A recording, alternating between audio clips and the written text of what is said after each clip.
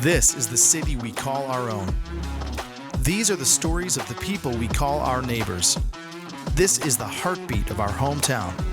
Naperville, this is Real Talk.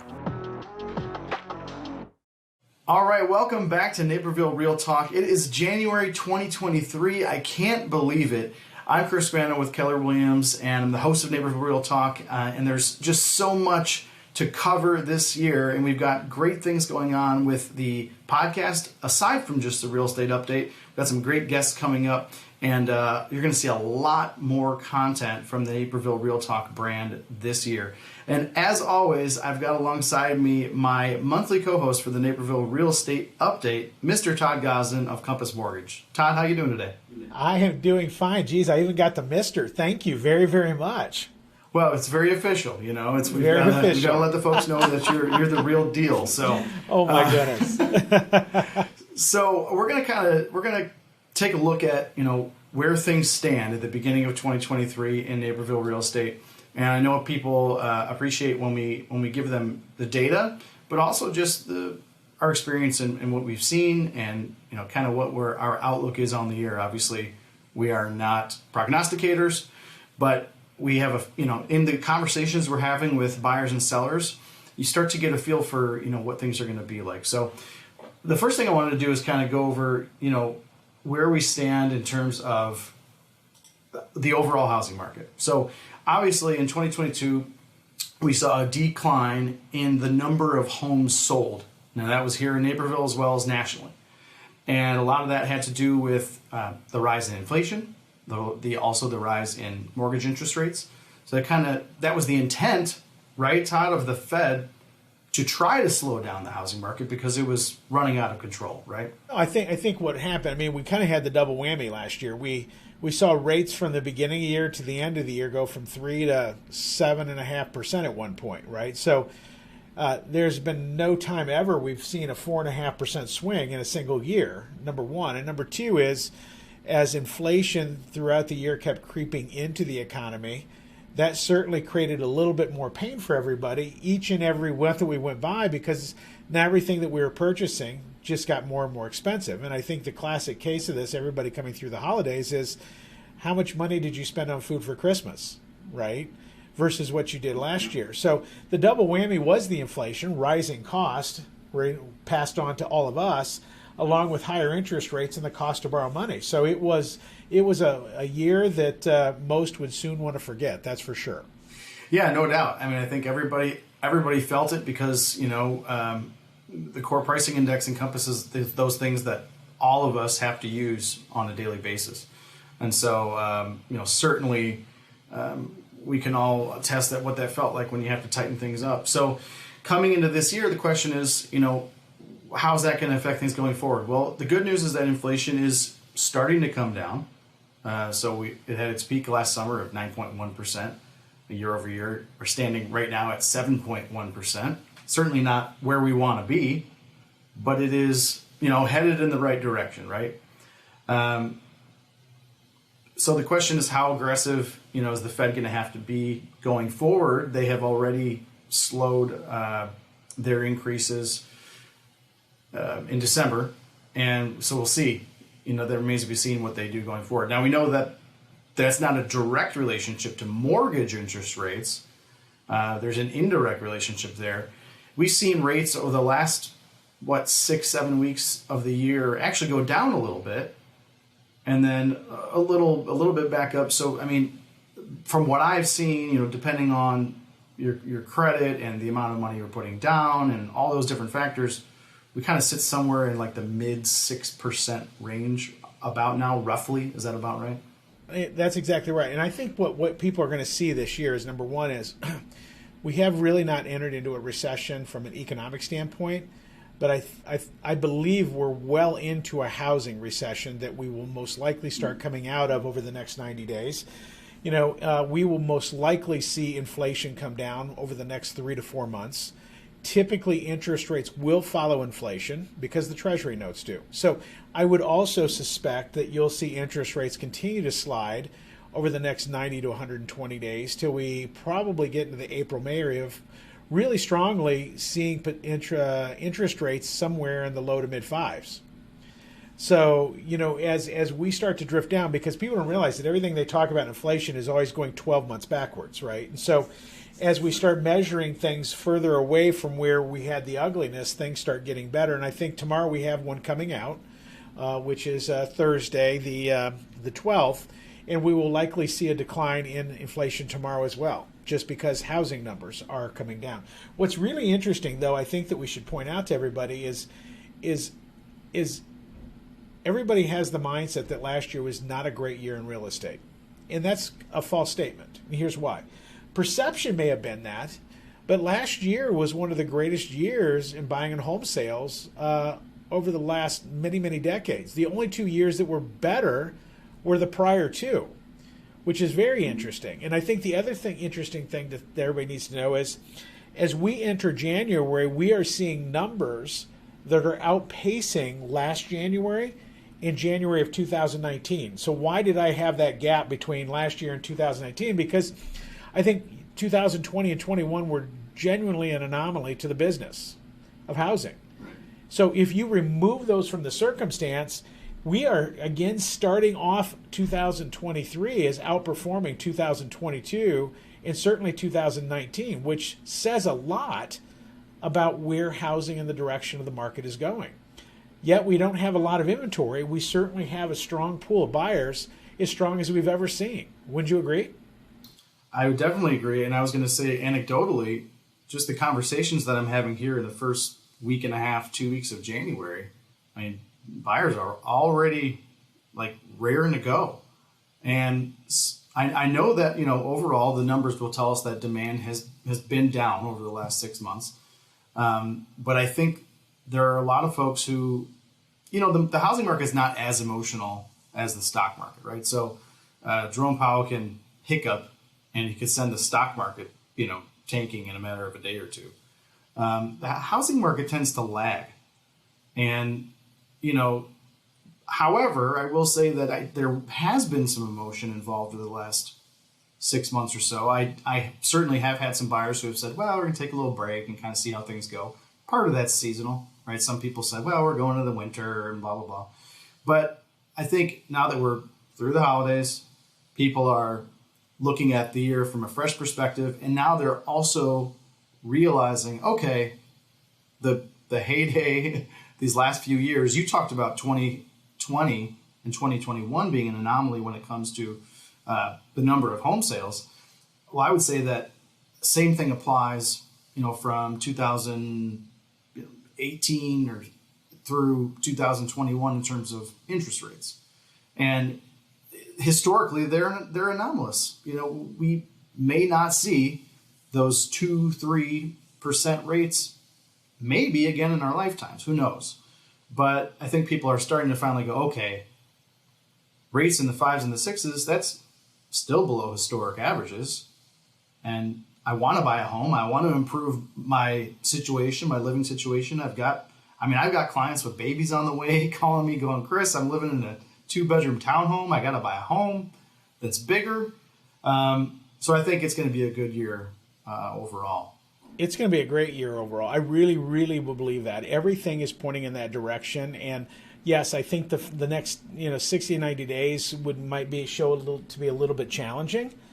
But as high as we went, it just as easily and quickly can start coming down as inflation starts to let off the steam a little bit. So I think that everybody should be very encouraged. And I think what we've seen already over the last few weeks since the holidays is we are seeing people being encouraged. And as lower the interest rates go, they're going to get more and more encouraged. And just look at it from the standpoint as of today versus 60, 70 days ago when interest rates were in the mid-sevens, the average buyer is picking up almost $50,000 in purchasing power just over the last 60 days or so.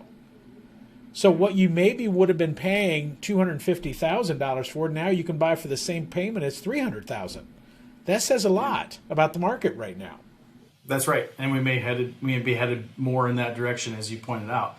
And again, overall, I don't think people ought to be. I certainly am not, as a home buyer, going to be, trying to time that market. Oh, let's wait till it drops another quarter of a point.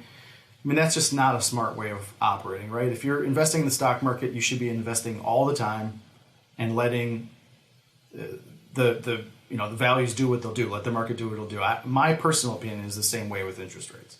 Well, exactly. Over the last 12 to 13 years, the reason we've seen a steady decline in interest rates is just because the Federal Reserve and the U.S. government has been suppressing those interest rates to manage them.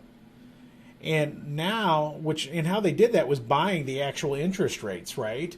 And now that they're kind of clearing their balance of dollars and selling them back into the market, you're going to see maybe what you thought before, maybe 3.5%, 4% was normal. Normal is going to be probably in the low fives, right? Mm-hmm. So the idea of seeing a 2 or 3% interest rate again is highly unlikely unless we get into a very, very bad place economically, which I don't see how that might happen anytime soon. So I think people just are starting to get used to great. At least they're not at 7.5%. The 5.3% was the average over the last 20 years or so.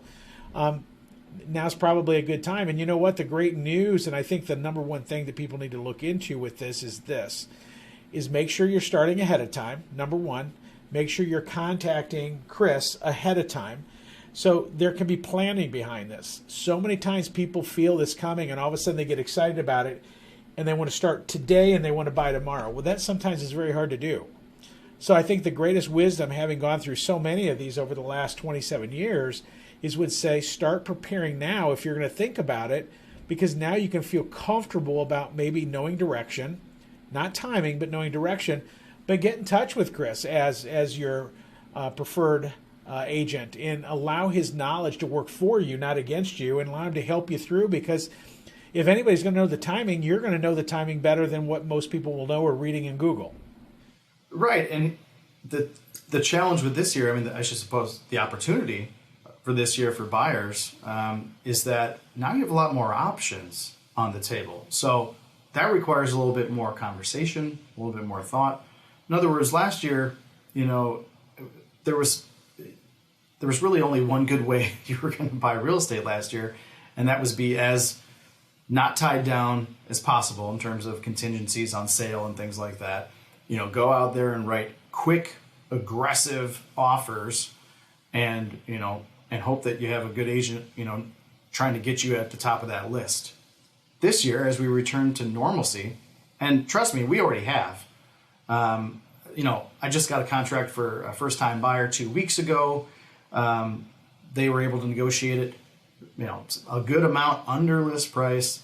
They are working through inspections and getting repairs made. I mean, so we're no longer are we living in those days where you were selling your right arm to, get a house.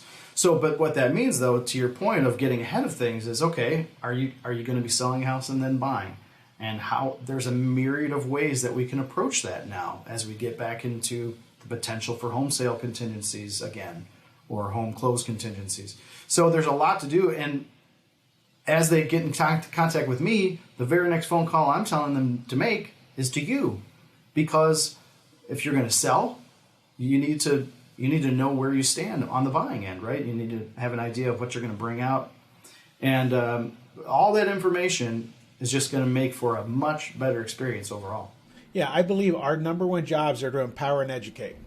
And I think with our knowledge, we can give you opportunities to make the right choices and be prepared when those choices are ready to be made.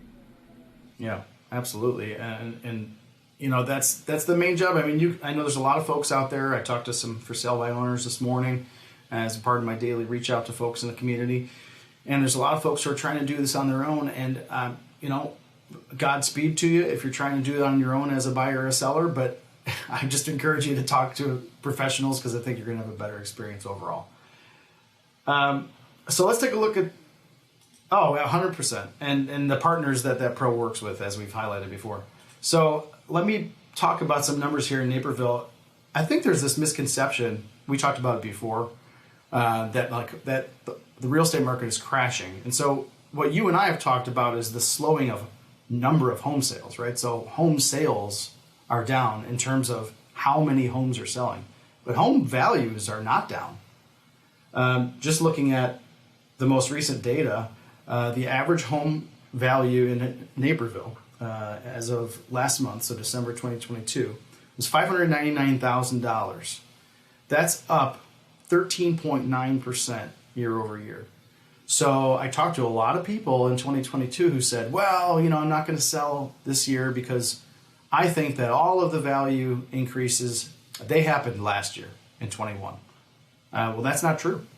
There was a 15% increase from 21 to 22 and a 13.9% increase from 22 to 23, or basically at the end of 22. So, that's good news for sellers, right?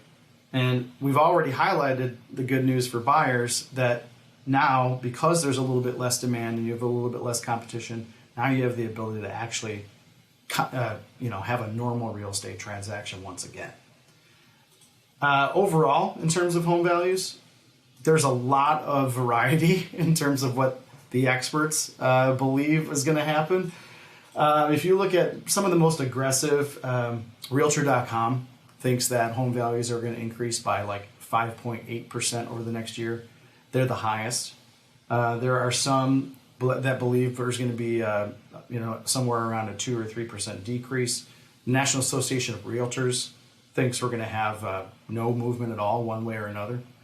And when you take the averages of all the kind of major players in the housing market, the average estimate is a 1% increase in home values over the next year. Yeah. What I was going to say is I would just caution people, this comes back to that conversation again. Okay, should I wait because values are going to come down? You don't know that. Right. It's a supply and demand issue. Right now we have a demand. We have more buyers than sellers, right? So to see, until we have more sellers than buyers, we're not going to see a big decline in home values. And statistically speaking, Chicagoland's one of those areas where we don't see the same declines as a lot of other communities and a lot of other parts of the country.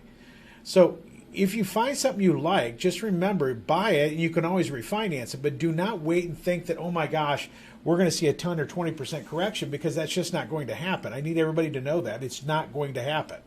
Yeah, well, we've been saying it for a year, and it hasn't happened yet, and it's not going to. You're right. I hate to say it, and I'm not trying to make anybody feel bad, but if you didn't buy a year ago because you thought prices were going to go down, values were going to go down, well, you missed out on 14% appreciation. That's right. So, and you're absolutely right about the locale being important. The experts are breaking that up by region, and they're saying that the South and the Midwest will see the steadiest either increase or hold of home values, where the coasts, the West and East Coast, will likely see if there's declines, it'll likely happen on those areas, and of course vacation markets too.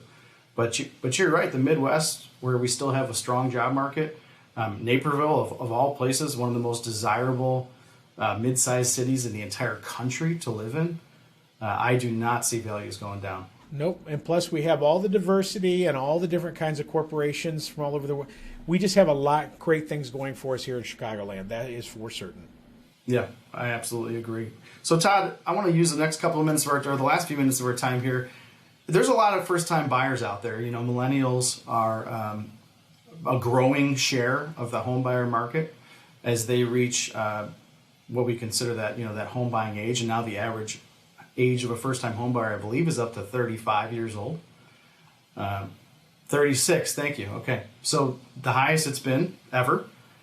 And so you've got a lot of folks in that millennial generation that have done a good job. They're saving up. I'm actually seeing, you tell me, but I'm seeing my buyers with more, with stronger down payments, stronger credit scores in the last year than ever. For sure. Well, what we're going to see as inflation comes down, interest rates come down, you're going to see affordability come back to the market. That's been the bugaboo for the last year or so, is affordability was lost in tremendous numbers in a very short amount of time. And now that people can see that, hey, those payments are softening just a little bit, it encourages people to want to go out and find that house that they maybe were going to buy last year but put on hold until things got what I would say a little bit more normal, rather than the exotic and big swings in interest rates and the what was going on with the cost of goods and groceries and gas and everything else. Because remember, last spring we were dealing with $5+ a gallon of gas. So lots of things have changed over the last 7, 8, 9 months. That's for sure. And I think affordability is going to give those buyers the opportunity to get back into the market. But I can't, again, stress the importance enough. Just don't jump in. Find the partners that are going to help you through the process by empowering you and educating you and helping you make the right decision for you, because the wrongest decision may allow you to lose money versus making the right decision in the right home, in the right neighborhood, in the right community. Absolutely. There's so many factors to consider, and it's kind of a perfect segue. And I was just talking with a first-time home buyer the other night, getting ready to get things rolling with her later this year. And, a lot of questions come up that are typical for first-time home buyers. I mean, it happens with anybody, but certainly if you're coming into this for the first time. I just want to ask you a couple things right off the top here, or just kind of finish our time out together, Todd, because we don't always go over these what we might consider more simple questions, but I think there probably are a lot of listeners and viewers out there that are coming at this for the first time, and it would be helpful. So a couple of rapid fire questions for you here, and you don't have to give super detailed answers, but one of the biggest questions I get is, if I put down less than 20%, I'm going to have PMI, right? And what is PMI? Well, it's just basically insurability of the loan, right? It's private mortgage insurance. And there are circumstances where the client can pay for the mortgage insurance up front and not have it at all. So I think what I tell every single client, specifically first-time home buyers, is just imagine a giant dresser that has a bunch of boxes for drawers. All we're trying to do is put together the boxes that you fit the best in, whether it's 1, 2, 3, 4, 5, or 6, and then measure those boxes based on payment and cost to be able to let you have the opportunity to see which box may be better for you. Private mortgage insurance is just a function of insurability over a loan because of a lesser down payment. That's all it is. But not all the time is it necessary, but a lot of times it's better to do it because you'll get a better interest rate because it is insured. So there's something to think about. That's why you need the education and the empowerment right there. Well, that's a perfect example. You just said, trying to put together the right box. That question alone brings up a myriad of options, like you said, right? I mean, you put down more and you avoid it, or you put down less and you pay for it up front. There's a difference between what mortgage insurance is like on an FHA loan versus a conventional loan, right? Right, 100%. Yep. Absolutely. And I would take time, with Todd and your team, pour over situations. I do it all the time. I just got off the phone with Grant on your team a little bit ago. We were talking about a client situation, and I said, Grant, what about this? Well, hold on, let me put in some numbers. A minute later, okay, here's what that looks like. Okay, great. Now what about this? And he's kind of laughing because I'm making him, retype in everything. but you got to know those things, right? Because it can make a big difference. A lot of times I have, folks specific to like the question about PMI. This buyer I've spoken to the other night, she said, well, because prices are up and things like that, I don't know if my down payment will be as strong as it was going to be when I was originally thinking about buying. And I said, the difference between 15% down and 20% down on a monthly payment at the price that she's looking at is like $150. Right, exactly. I'm not sneezing at $150. That can be a lot of money for some people.